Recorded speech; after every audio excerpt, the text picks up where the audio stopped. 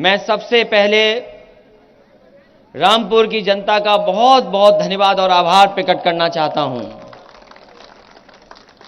आज का दिन बहुत ऐतिहासिक दिन है और ऐतिहासिक दिन मैं इसलिए बोल रहा हूं, हमारे ये समाजवादी पार्टी के साथी जो लाल टोपी पहन करके आए हैं और रहते हैं पहने, वो जानते हैं कि जब जब साइकिल चली है उत्तर प्रदेश में बदलाव लाने का काम साइकिल ने किया है। मुझे वो समय याद है 2011 में जब समाजवादी पार्टी के लोगों को और हम लोगों को साइकिल चलानी पड़ी थी और लगातार समाजवादियों ने साइकिल चलाई और उसका परिणाम यह हुआ कि उत्तर प्रदेश में उस समय जो सरकार थी उस सरकार का सफाया हो गया। ये कहीं न कहीं हमारे ऊपर भगवान की कृपा है, समाजवादियों पे आशीर्वाद है और आज का आशीर्वाद तो दिखाई इसलिए दे रहा है, अगर ये बादल न होते तो शायद हम और आप यहां पर बैठ नहीं पाते। अगर कल की गर्मी का अंदाज लगाएं आज हम, तो शायद हम साइकिल भी ना चला पाते। हम और आप लोग पसीने से नहा गए होते, कितनी गर्मी और तकलीफ में हम लोग को साइकिल चलानी पड़ती। लेकिन सोचो भगवान ने कितना बड़ा आशीर्वाद दिया कि एकदम मौसम बदल गया है। और अगर आज मौसम बदला है, साइकिल केवल अभी चली नहीं है, अभी साइकिल को पैडल नहीं मारा है, और अगर मौसम बदल सकता है साइकिल चलने से और रामपुर से, तो जिस समय पैडल मारा जाएगा साइकिल पे, हमें पूरा भरोसा है उत्तर प्रदेश का और इस देश का मौसम बदलेगा और ये सरकार बचने वाली नहीं है। और एक दो मुकदमे लगे हों तो बात की जाए उनकी,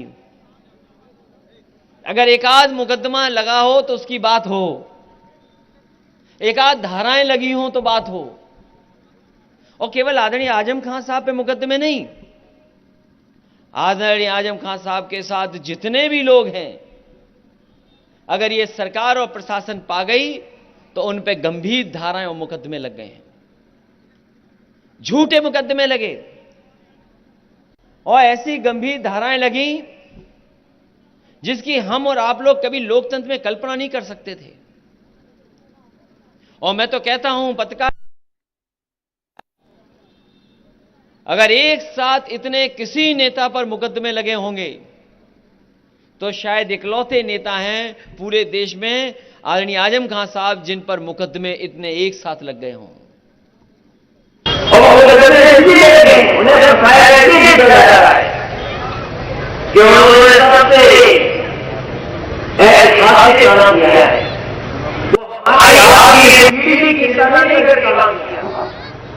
उन्होंने जो काम किया है वो किया है इसलिए कि आने वाली पीढ़ी हमारी अच्छी हो जाए, आने वाली पीढ़ी का भविष्य अच्छा हो जाए, इसलिए उन्होंने ऐसी शानदार यूनिवर्सिटी बनाई है। कौन बनाता है ऐसी यूनिवर्सिटी? कोई नहीं बनाता यूनिवर्सिटी। और सोचो कहां बनी है यूनिवर्सिटी। समाजवादियों ने जब भी मौका मिला होगा नेताजी को, समाजवादी पार्टी के लोगों को, ऐसी ऐसी यूनिवर्सिटियां, संस्थाएं बनाई हैं जिससे आने वाले समय में जो आने वाली पीढ़ी उसका भविष्य बेहतर हो। ये आज की पीढ़ी के लिए नहीं यूनिवर्सिटी बनी है, आने वाली पीढ़ी का भविष्य कैसे बेहतर हो। और फिर जिस सरकार से हमें आपको लड़ना पड़ रहा है, उन्हें तो एक ही बात याद आती है कि ठोक दो। तो जिन्हें ठोक दो की भाषा याद हो तो उनसे क्या उम्मीद करोगे कि कुछ बनाएंगे वो लोग? जो लोग दूसरों को ये कहते हो कि पटक के मारा जाएगा, उनसे क्या उम्मीद करोगे न्याय की और लोकतंत्र की? इसलिए हमें भरोसा है कि अभी तक जहां जहां अपनी बात रखने का मौका मिला है, जब कभी न्यायपालिका के सामने हमें मौका मिला उस दिन हमें न्याय मिला है। और हमें पूरा भरोसा है कि आने वाले समय में जब भी न्यायपालिका हमारी बात सुनेगी आदि आजम खान साहब की बातों को जानेगी, न्यायपालिका हमें पूरा ईमानदारी से न्याय देने का काम करेगी और ये लड़ाई लगातार चलती रहेगी। ये पहिया जब घूमेगा, ये जो हमारे इतिहास के और साइंस के छात्र या नौजवान जानते होंगे, धरती पे और दुनिया में तरफ तरक्की आई जब पहिया आ गया। पहिए के आने से सब विकास जुड़ गया, नई नई चीजें निकल करके आ गई, नए नए आविष्कार निकल करके आ गए और जैसे जैसे पहिया घूमा तरक्की और खुशहाली आगे आती रही।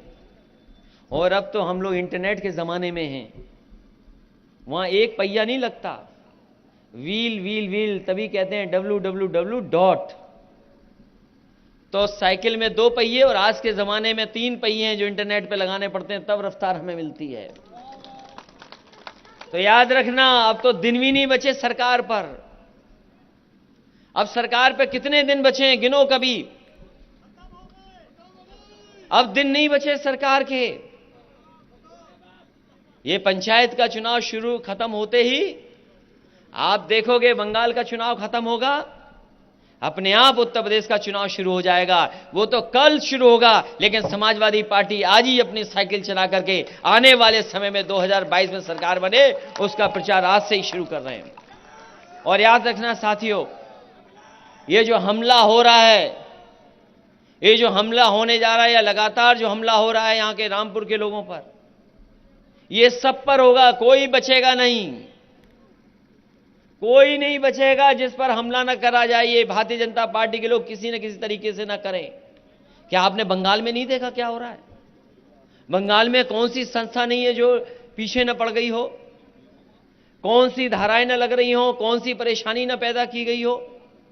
और देखा आपने क्या हुआ, उनके पैर में चोट लग गई। पैर में इसलिए चोट लगी कि वो जानते हैं कि अगर पैर में चोट आ जाएगी तो कोई चुनाव प्रचार नहीं कर पाएंगे। तो हमले अभी वहीं नहीं हुए हैं, हमले अभी हम पर और आप पे भी होने वाले हैं। और कहीं ना कहीं साजिश के तहत, और उसमें शामिल सरकार है। बताओ, मुरादाबाद में कोई मामूली हमला हुआ हम लोगों पर, आप पर? पहले उन्होंने लिफ्ट की लाइट बंद कर दी जिससे लिफ्ट ना पहुंच पाए। वो खबर नहीं बनी कि होटल की लाइट किसने बंद कर दी जिसमें लिफ्ट से हम ना निकल पाए। और फिर प्रेस ने जो किया, कुछ लोगों ने जो किया, वो किसके इशारे पर किया है। इसलिए मैं कहना चाहता हूं, ये हमले बंद नहीं होंगे चुनाव तक। समाजवादियों को तैयार रहना पड़ेगा ऐसे हमलों पर मुकाबला करने का। और अब तो दिन नहीं बचे।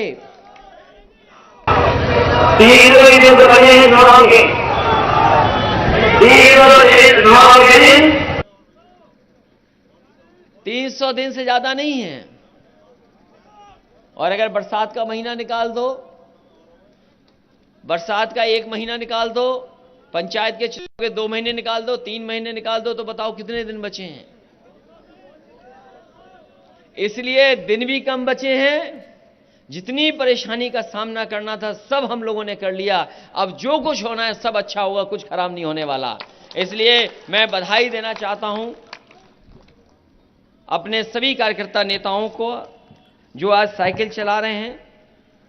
जहां तक सवाल रामपुर के विकास का है, यहीं पर बैराज बन रहा था, बैराज बन जाता, पुल बन जाता तो यहां के लोगों को सुविधा मिल जाती, आना जाना आसान हो जाता। सब यहां के आसपास के लोग जो 3-4 विधानसभाओं के हैं, उन्हें आराम मिल जाता इस रास्ते से। लेकिन पता नहीं सरकार क्या चाहती है, उस रास्ते को रोक करके, उस विकास को रोक करके। जो उस समय शुरू हुआ काम आज भी वैसा ही का वैसा अधूरा पड़ा है। अभी तक वो काम आगे नहीं बढ़ा पाई है सरकार। ये सरकार का सबसे बड़ा काम है। इसलिए हम भरोसा दिलाते हैं, समाजवादी सरकार आएगी तो विकास भी पूरे होंगे और उन योजनाओं को पूरा करने के लिए समाजवादी पार्टी काम करेगी। वहीं हम लोग साइकिल चला रहे हैं और सुनने में आ रहा है कि सरकार के दबाव में प्रशासन के लोग मुकदमा दर्ज करने की तैयारी कर रहे हैं। हम और आप लोग साइकिल चला रहे हैं, प्रशासन मुकदमे की तैयारी कर रहा है। ये तो तैयारी अभी केवल विधायकों की, अभी जनता को नहीं कहा हमने साइकिल चलाने के लिए। जिस दिन समाजवादी पार्टी के लोग अपील कर देंगे साइकिल चलाने वालों के, तो सड़क पर जगह नहीं बचेगी, इतनी साइकिल चलेगी। और पता नहीं सरकार वाले भी क्यों चाहते हैं कि हम और आप साइकिल ही चलाएं।